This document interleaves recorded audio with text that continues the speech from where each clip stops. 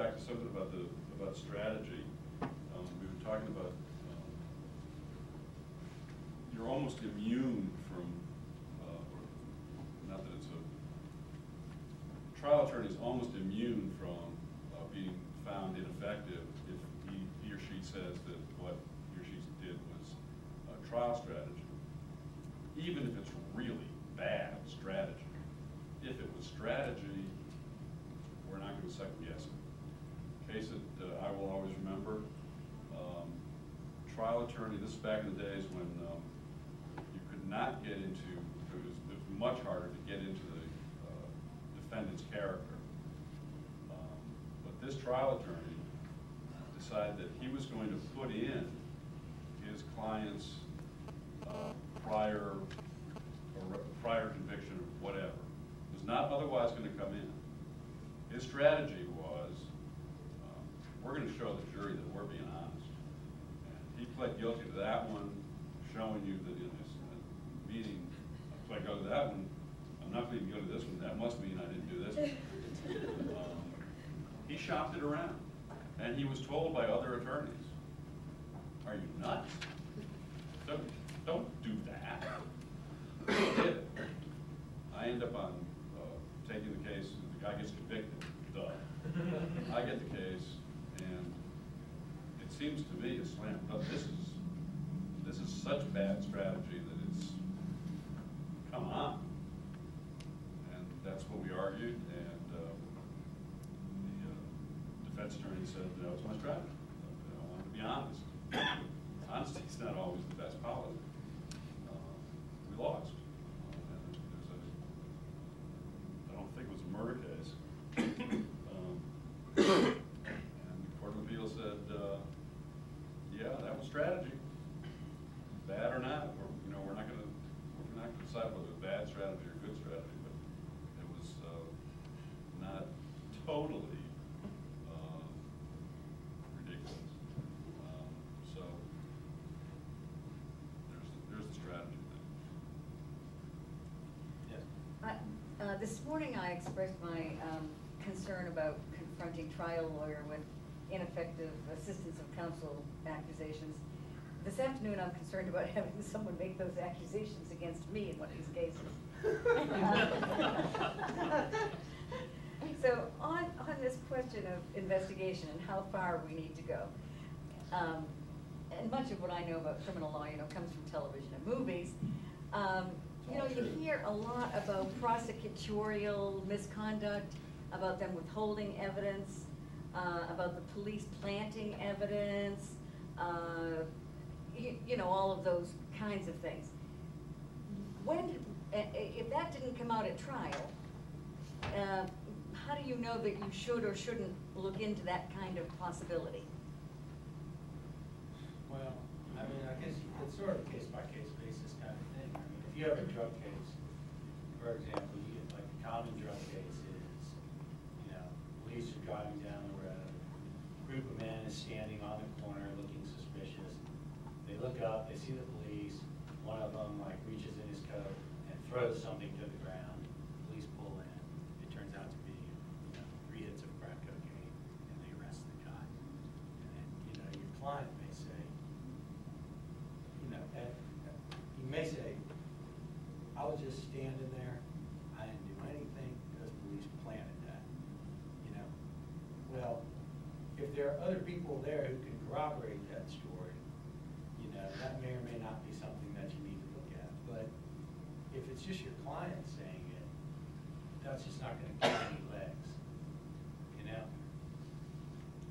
And so I guess what I'm saying is it just kind of depends on what the evidence is, what the allegation is, and whether you can corroborate it or not. When you raise an ineffective assistance of counsel claim, you have the burden to show it. So it's just like any other burden that you carry in any kind of law. It's like either you've got evidence that you could, in good faith, think you can meet your burden with, or you don't. And I don't know how to explain it other than that. Of course, you've got a full trial record now. If you look at it analytically, are there holes? You talk to your client, are there holes?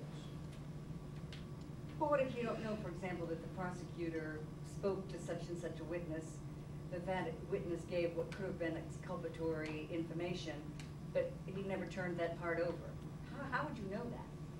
You can talk to the witnesses.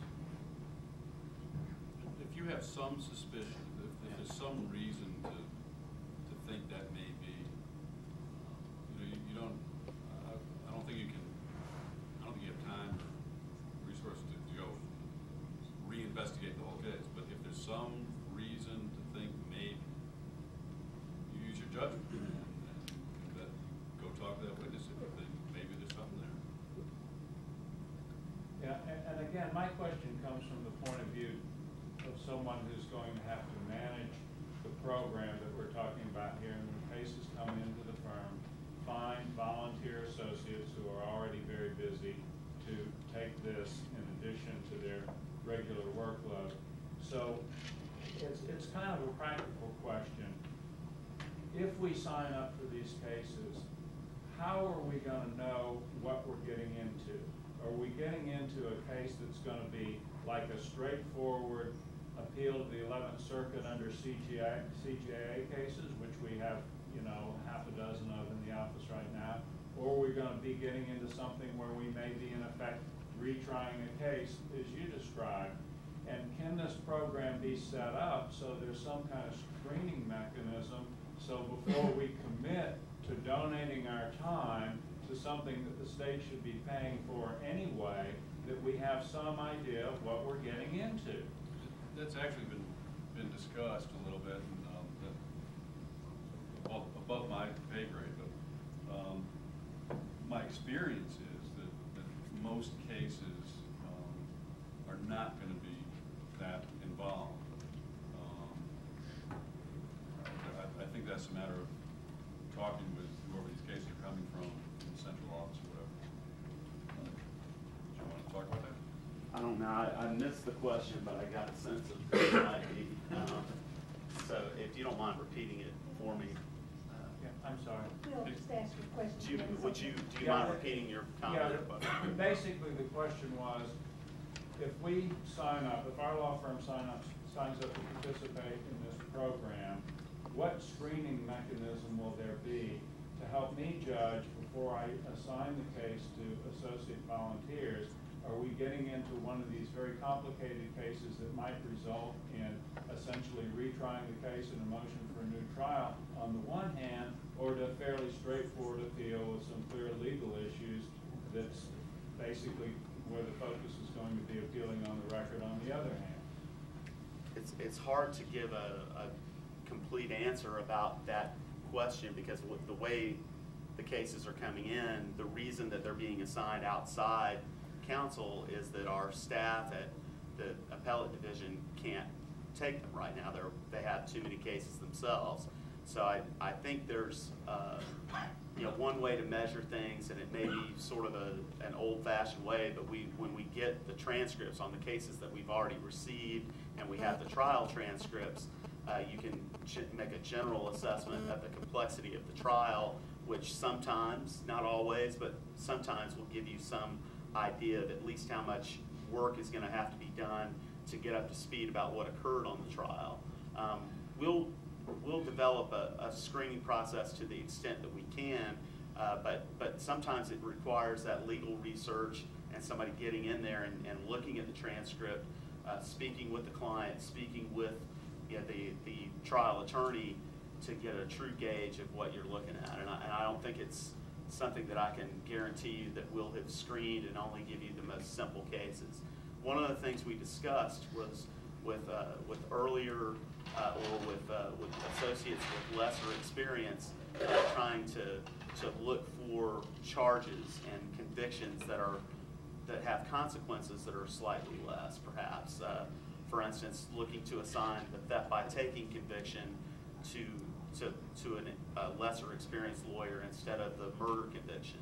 So that's one of the things that we're looking at trying to do. Now the theft by taking case may have more errors in it than the murder case. I mean, the murder case may be that the prosecutor really had a good case and the judge didn't make any bad decisions on suppression of evidence or other major issues.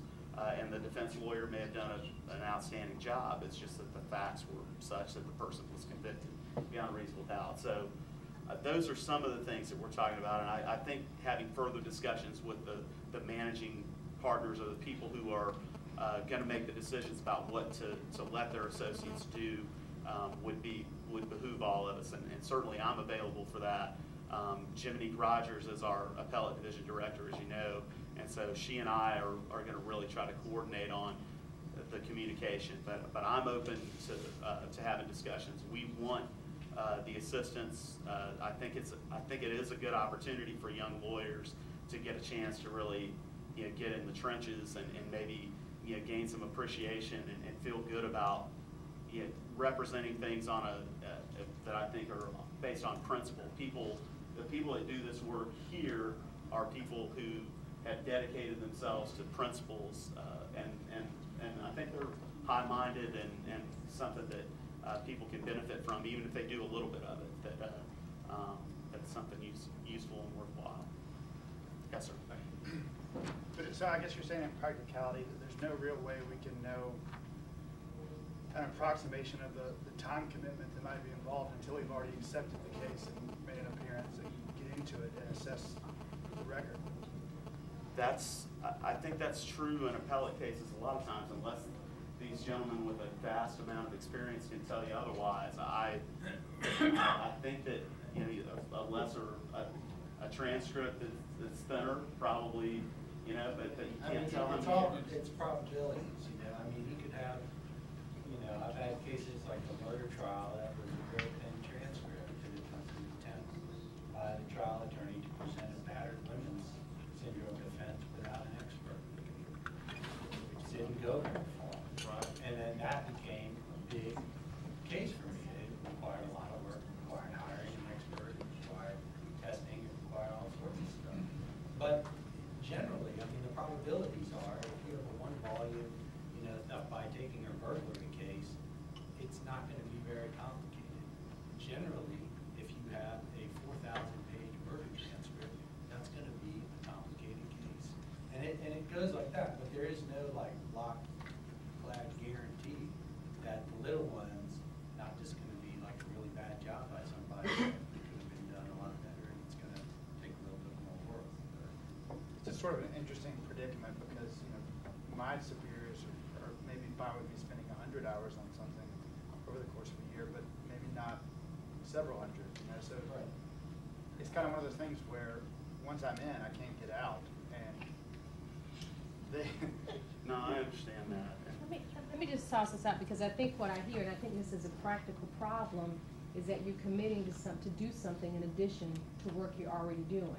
The one thing that we're not able to have now, but at least we have externs, and they are able to, if we're able to develop an intern program again or use externs, they could digest a case, which, you talked about digesting the case earlier, which would then give somewhat of a summary of the case. That's kind of your, so that we can look at it and see potentially what the issues are. That would be one way, and I don't know what the program structure is. I don't know if we've gotten that far, but that is a suggestion of one way that there could be some indication of what's going to go on in a case, and prior to it getting here. And then you'll have the digest when you take the case anyway, which will help you move along in reviewing the transcript as well.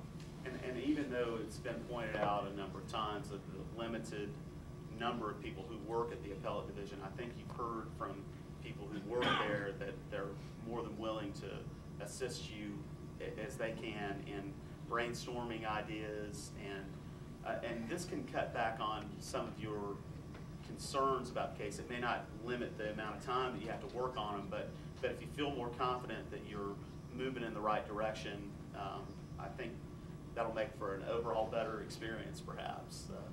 Just put it that way.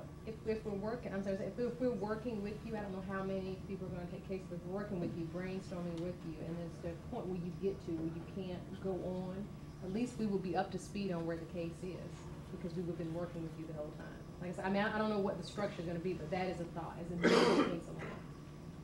But some of those cases you couldn't take because of that decision about ineffective counsel, where you have to change, where you have to have new counsel. Well, there's no one in our office that Garland would be raised on because we only do conflicts on appeal. But if there's a multi-defendant case that comes in, there's 3 of them on appeal, it will be 1 in the office and the other 2 would go outside of the office. That doesn't mean that the issues in those cases would necessarily be antagonistic, maybe some of the issues that we would discuss anyway. I take it if we accepted this, one of these appointments and present a ineffective assistance claim in the context of a motion to do a trial, which the trial court grants, we're not obligated to.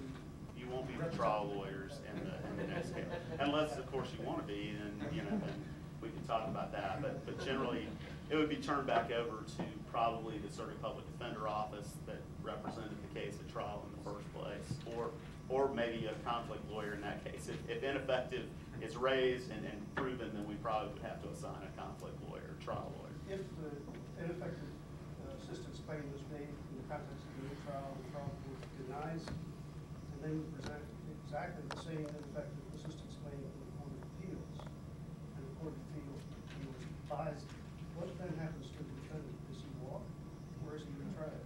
It's a new It's trial. usually, Most of the time, unless there's some rare occasions where it can be, somehow they make a factual determination, but that's. So demonstrating prejudice, then you don't have to show that had the ineffective assistance not occurred, the defendant would have